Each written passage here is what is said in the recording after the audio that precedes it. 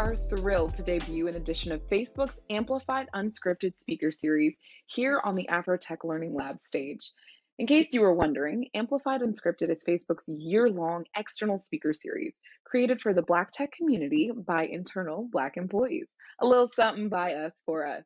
If you want to learn more about Facebook, please head over to our recruiting booth after our session. But today, we are gifting Black techies with a 2-for-1 workshop within our 1-hour program block. For part one, I am bringing you Working Hard, Playing Often, How to Side Hustle Smarter. You'll hear from my colleagues shortly after my segment, followed by a live Q&A. Our segments are designed to deliver takeaways, inspiration, and hacks, because we love a good hack, for everyone, regardless of discipline or career. So take a deep breath. Ooh, yes, get the air in those nostrils, get your notepads out, and let's get into it. My name is Joy Ndidimaka Ofodu, and I'm deeply passionate about empowering on and offline communities in technology and entertainment. Facebook is my main hustle. So by day, I'm an Instagram marketing manager. I launched my career at Facebook just over 3 years ago on the consumer marketing team.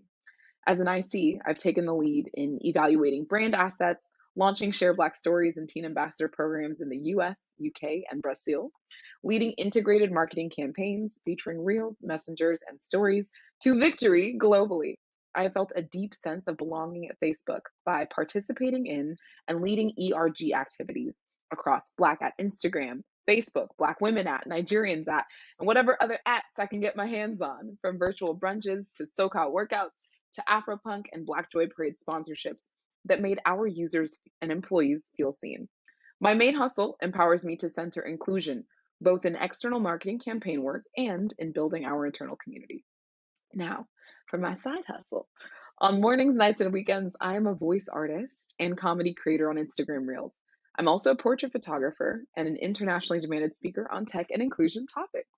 After a year of posting Reels with my silly voices regularly, I've attracted over 10 million views to my personal stories about dating and technology, landing on Blavity, Refinery 29, BET, The Shade Room, USA Today. Talk to me. Who knew that the end of a 7-year relationship at the beginning of the pandemic could be so inspiring? I went from maybe 6,000 friends and family to millions of people watching my videos monthly. And as I hone my voice craft, I've been cast in animated and commercial projects that align with my mission. When I close my work laptop, right, I shut it all down. I'm done for the day, done for the week. I head into the Bay Area's neighborhoods, venues, and forests to capture baby showers, headshots, tech talks, and weddings. I dedicate my weekends to speaking to first gen students, Black creators, and young girls worldwide at events like the International Women's Forum, CES, and CultureCon. The biggest question that I typically get is, how do you balance that? Usually, like very loudly, how do you balance that with working at Facebook full time? My answer is work hard, but play often. A successful hustle to me isn't about how late you stay up or how perfect your craft is, but it's about how smart you move. And there's no better time than now to find your play outside of work and make it work in a healthy way for you. So, if everyone's ready, class is in session. We're going to start with takeaway number one. My first tip is to brand it. Before I dove into my side hustles while I was at Facebook, I had to understand what and why they were, who I was serving with them. So, when you are at the drawing board for your side hustle, start with your purpose. Consider questions like, what gets you up out of bed in the morning? I know that when I get up out of bed to speak or to create, people are inspired to move differently in their lives. They laugh, they listen. I hear from people who tell me that their videos or my videos give them confidence to date again, to dance again, to laugh again. That while they're deployed, they're finding entertainment. And that's crazy to me. So that's what gets me out of bed in the morning. If you're not thinking positively, you want to think negatively. That's up to you. What problem in the world are you uniquely positioned to help solve? What gets your blood boiling? What makes you angry? Maybe you can start with your purpose and tackle that. Next would be to start with your audience. So, who are you serving? What do they need from you? What do they want? It's totally okay to side hustle and create for you, but when you're creating for consumers, you're creating for other people, an audience, it's really important to research them and keep that at the front of your mind as you side hustle. Next would be to identify your unique selling point or proposition. Why are you better positioned to deliver this side hustle, this product, this service better than the next brand? Are you easier? Are you closer? Are you faster? Are you funnier? Are you more raw? Are you more polished? And you can also think about a value prop statement. So I like for insert audience here, brand name is a product or service, which unlike competitors, delivers product or service with unique selling point.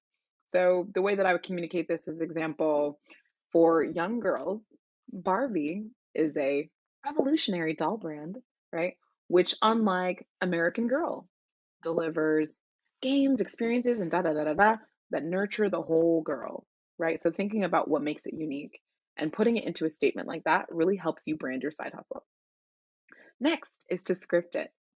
So I'm Nigerian American, Igbo kwenu mo Naija, and my culture really advises me to keep exciting unfinished projects close to my chest, as I know many of our Black and Latinx cultures do.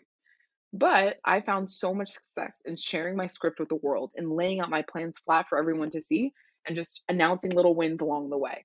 I posted a portfolio site at joyaphoto.com and I brought my camera to work to let my coworkers know, like, hey, I'm a talented photographer. Happy to capture you.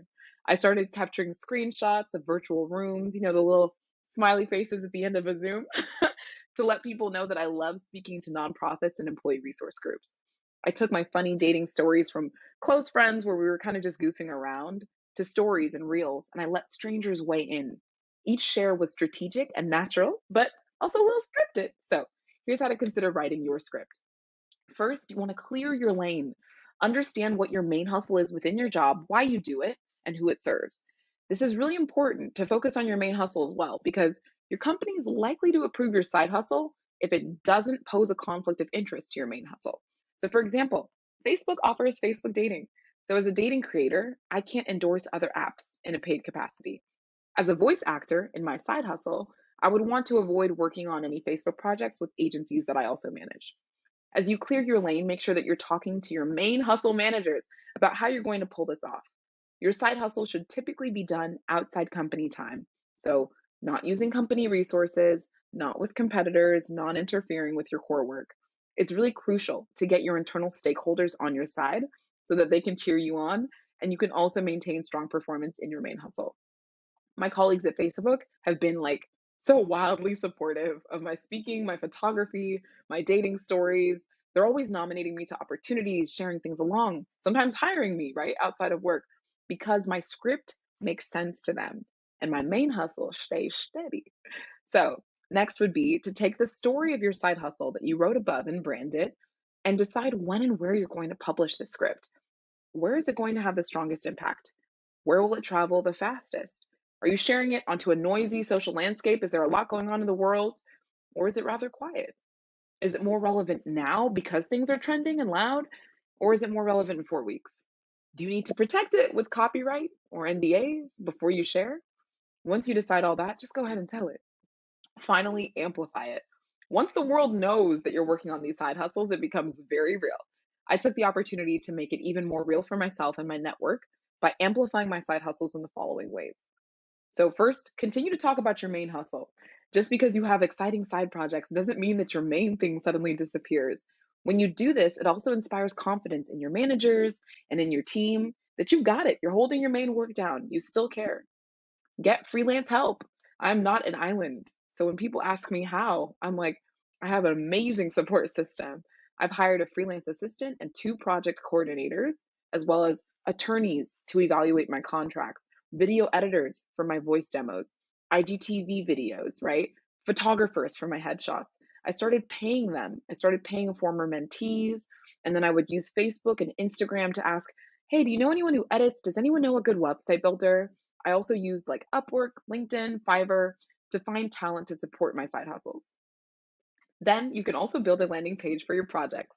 So, this landing page, in my opinion, like an ideal page, contains examples of your work so I can see it and I can hear it. It's visual, it's audio, professional photos, a clear description of the product or service that you have with your side hustle, your rates, because nobody wants to go searching for that information, baby. Nobody wants to submit an inquiry. Just lay it flat. And your contact information. How can I get in touch with you to support your side hustle? Next is to pursue internal visibility for your main hustle. You should be reporting the success of all the tiny little tasks, wins, failures, revelations to your manager and your skip level. I frequently go back to my manager to tell them how the tasks that they've assigned went. Like, hey, this went really well, or this was super challenging for me, or you know what, this was a breeze. Give me more of that. This is a good way to create visibility. You can also attend talks with leaders. So these talks tend to come from employee resource groups or open office hours. For example, we have Represent, which is a Black and Latinx marketer organization, and they hold open office hours every quarter, as well as panel discussions with leads from our consumer marketing org. I make sure to not only actively attend those talks by asking questions, but also to ping my reactions and my gratitude over to our leaders. So I'm asking them, hey, I loved what you said. Can I grab separate time so that I can obtain mentorship or sponsorship of what I'm working on? Or I'll just, throw them a little note, no ask at all. Just say, hey, it was great to hear you talk. Really proud of the work that we're doing in this organization.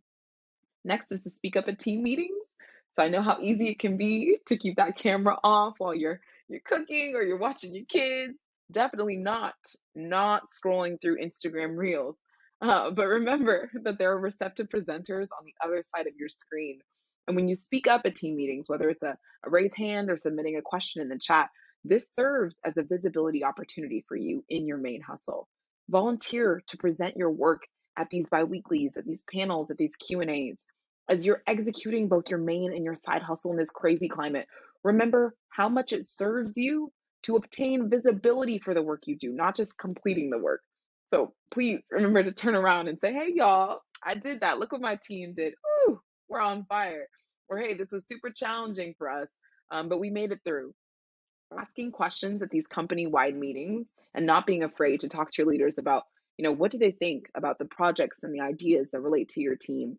What this does over time, right, as you're consistent about it, as you're attending these talks, is it connects your name to important questions for the company. So at key moments, pivotal decisions where we say, hey, why do we have profiles set up this way? Who made this decision in the product? Is there a reason why we do X instead of Y? Someone will turn around and say, yeah, it's because that person asked a question. It's because they pushed us, they challenged us, they spearheaded, this inquiry. At Instagram, we hear from our executives weekly, and that hasn't changed since I started as an intern over 3 years ago. Thank you. I will never forget how nervous I was as an intern to raise my hand and ask the first question at an Instagram coffee Q&A. But now, as we've been leaning into working remotely, I feel super comfortable to ask questions and engage our leaders, and they typically follow up with me post Q&A to continue vital conversations, especially when I have them shook. But that's another story. You can also publish on internal forums. So for us, this includes team groups, group chats, or your own profile. You can publish valuable notes. So thinking about, what have you learned? What have you seen? What have you piloted? What have you failed at that could serve as a lesson to the rest of your colleagues? What can you leave behind as a note, as a takeaway, as a template that they will remember? In 2019, I attended Afrotech for the very first time, and I had an amazing time. I mean, there were plantain trucks outside. Your girl felt completely at home. We spent hours on the floor chatting with folks like you who are interested in technology, interested in the issues that Facebook was tackling. And I came home, I published a note about the most inspiring tech marketing campaigns and nonprofit collaborations that I saw at Afrotech, not from Facebook, but from other organizations. Because I knew that all the employees next to me had an in Facebook experience, right? But what did we see from other teams? What did we see from other brands? I went back to Facebook and I published an internal note about these collaborations, and this caught the attention of hundreds of Black employees, recruiters, and leaders, inspiring us to do different work for Facebook and with our other partners. Next is to build community. You can create visibility for yourself in both your main and your side hustle by building communities of people who care about the work that you do within work. So for me, this has been group chat safe havens. These are all the places I turn around to go, girl, is it just me or wait a minute, y'all, am I on the like what's that? So all those places where you feel safe to express yourself, where you feel safe to ask questions about what you're working on or what's happening at the company, these can be great venues to talk about your main hustle and your side hustle. To be like, hey, y'all, I know we have this engineering problem to tackle, but I'm a musician. I just dropped my first single. What do you think? Be active within your employee resource groups. And this is a great way to build community. Finally, what I absolutely recommend to securing the longevity of not only your main hustle, but your side hustle is to be undeniable. Do excellent work when you are at work to inspire confidence in the people around you so that you are feeling deeply purposeful also and serving the communities that you care about. Just like you would when you're trying to get a promotion for your main hustle, you should also consider amplifying your side hustle by actively pitching. Go out into the internet, go out into the world, go to your community, your friends, your family, and ask for what you want. Make a list of dream partners. You can do it on a little doc, and then approach them with your side hustle or your pitch deck. I could go on all day about how to approach dream partners, but I know that you have a very long Afro tech ahead of you. So if you're looking for more on how to build brand partnerships for creatives, you can check out my IGTV at Joy Ofodu.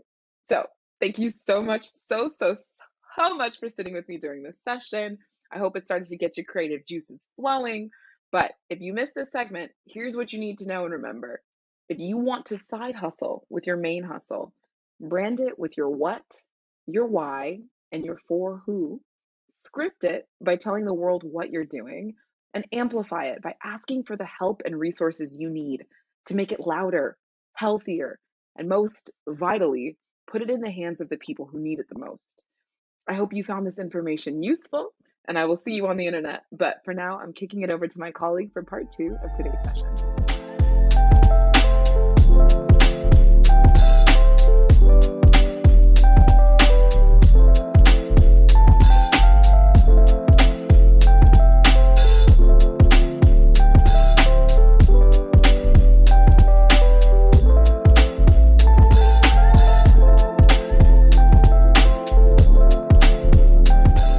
First off, I just want to say how excited I am to be here. I really appreciate the opportunity to share some tips with you all today.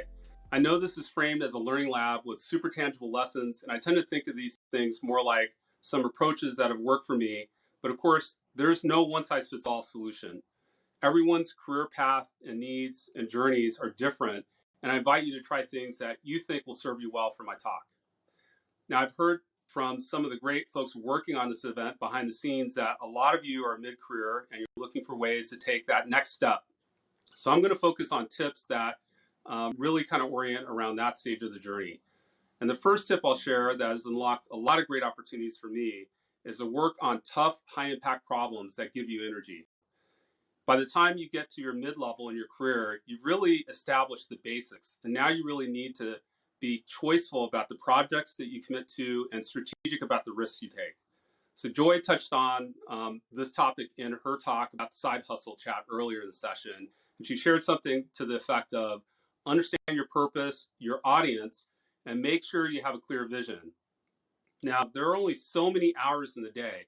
So if you raised your hand and signed up for everything that comes your way, you're really taking away your agency and shaping your own experiences.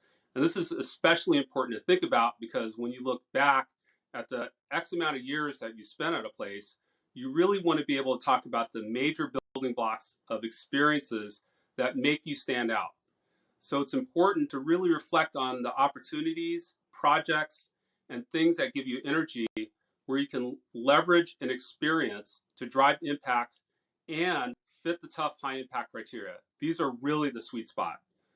Sometimes those are pretty obvious and you'll have many of them to choose from, but oftentimes they aren't that obvious and you really need to take some bets with your human capital on opportunities that you identify that become high impact areas later with high growth potential. And so these bets can really be career defining moments in your journey if you choose them well and position you to take other breakthroughs in your career. So, for example, I've been in situations several times in my career where I've moved from leading a large team to being an army of one on an important initiative. And in each case, I can really confidently say that those experiences have enabled me to take on that next challenge or that next level of challenge. And, in some of those times I've heard, from my friends, from my family that, hey, you're really crazy for doing that. And I've heard that a lot in my life when it comes to some career decisions. But I really take pride in it because it means that I'm pushing the envelope. And so today, in my role as a VP of Commerce Business Group at Facebook, I lead a team of people to help enable commerce and shopping experiences inside the family of apps at Facebook. And we're really tackling some really hard problems and we're fundamentally changing and disrupting an industry while doing this, while the whole commerce industry itself is accelerating and going through big changes in the way people shop and do business on the internet. And I started in this role as a sole person in a newly defined organization that didn't have a team of people. We didn't have folks that were dedicated, although we had a lot of people that were working on commerce throughout the company. But this is something I really love, and it's just the perfect sweet spot for me because it's high impact for people and for businesses. It's a tough problem set to solve, and we're going after things that no one's been able to tackle yet. And I have a set of experiences that I can leverage to drive impact while accelerating some learning in some new territory that we're covering with Discovery Commerce. And I'm super passionate about the space and the teams that have really come together to bring e-com to the next level. And a lot of the things that the team is working on are things that I've been actually thinking about for years, even before the pandemic started as a forcing function for change.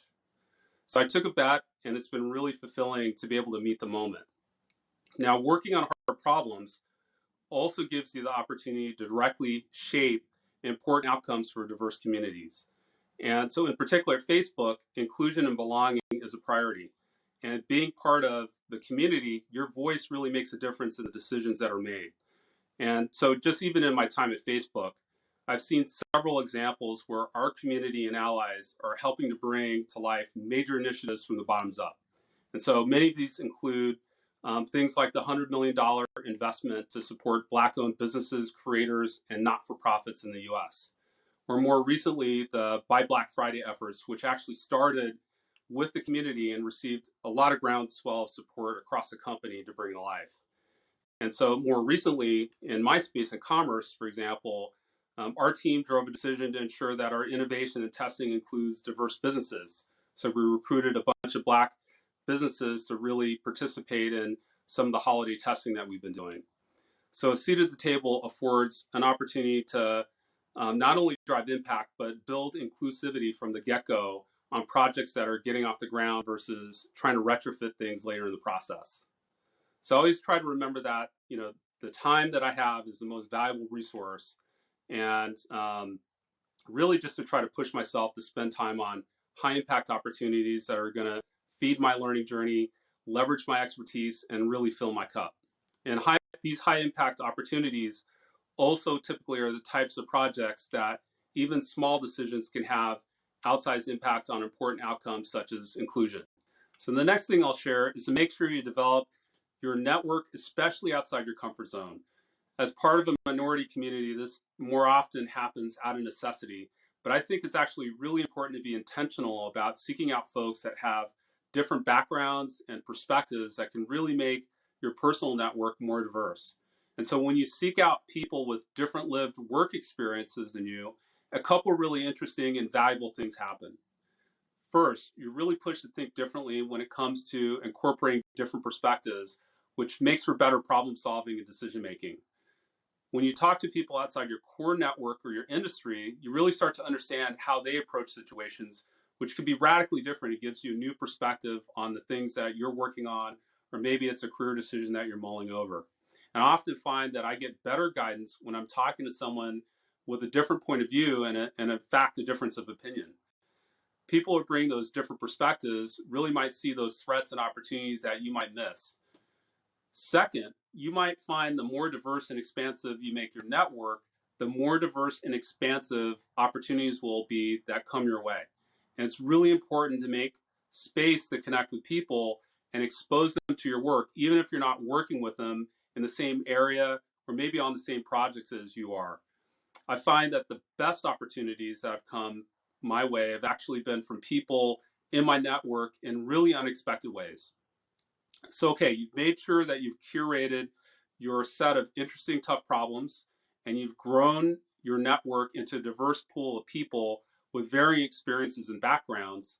Now we arrive at my final tip of the day: activate your network. When I was looking to join a board this past year, I found the best opportunities for board membership came from within my network and people who knew my work firsthand. This was really important. And the first thing that you do, of course, when you look for a board opportunity is you start telling people in your network that you're looking. And a really important part of this process for me was to be intentional about who I was reaching out to. And of course, I have lots of colleagues at Facebook who sit on boards and have great advice for me when it came to shopping for and obtaining a board seat. But I was also wanting to make sure that I talked to people outside of my industry and broaden my understanding of what it means to be on a board and how people think about board memberships, how they thought about my expertise and how my skill set could contribute, and how I could specifically contribute to boards that they knew of. And in fact, I found that a lot of really interesting opportunities came out of my connections in my network for people who didn't work in my same industry. And once you start having some conversations with people about opportunities that are available, you really start to bring your own story in and talk about some of the interesting problems that you solve and see what value that you can add to that organization.